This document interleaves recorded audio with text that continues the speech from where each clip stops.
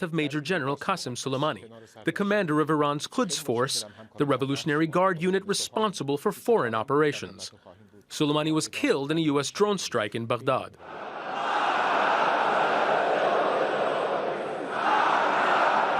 And anger at Friday prayers in the Iranian capital for the assassination of a man who led the charge against ISIL in Iraq and Syria, and whose death seems likely to lead to more conflict.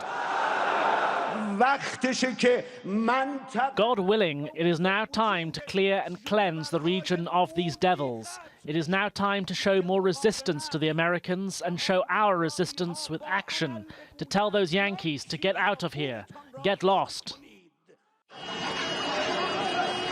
In the early hours of Friday morning, shortly after arriving at Baghdad International Airport, U.S. missiles killed Soleimani and his close ally, Abu Mahdi al-Muhandis, the deputy head of the Iranian-backed Iraqi militia, Hashd al-Shabi. Other members of the group were also killed in the attack. A drone strike hit their convoy as they left the airport.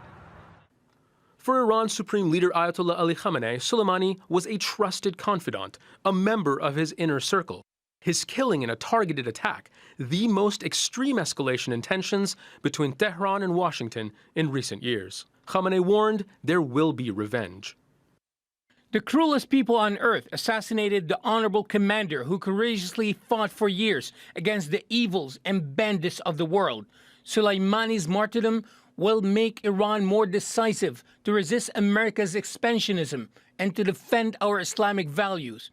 With no doubt, Iran and other freedom-seeking countries in the region will take his revenge. In Tehran, senior leaders met in an emergency meeting of Iran's National Security Council. Many Iranians see the U.S. attack as an act of war. Across the region, there will be implications. Anywhere where there's an American military presence, Americans should leave those countries immediately. But if I was in the Emirates, I would leave now.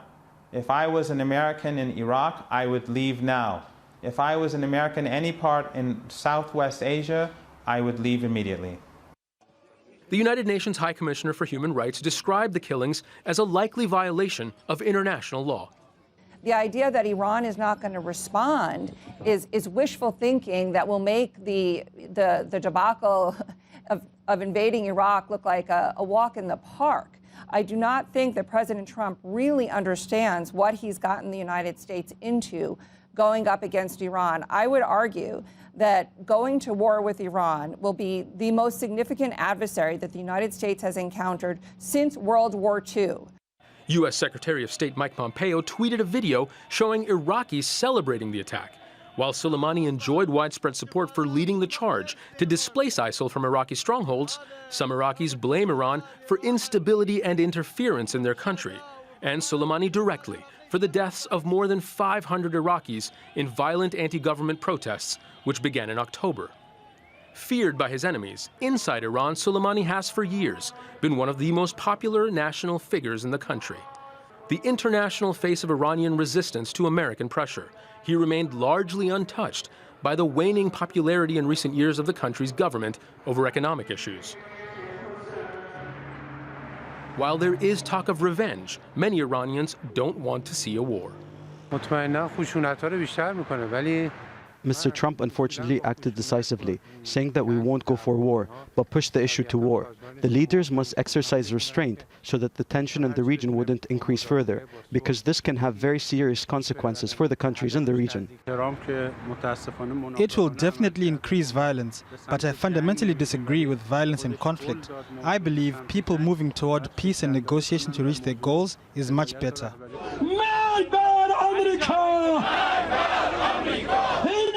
Iranians looked on Soleimani as someone who could protect them.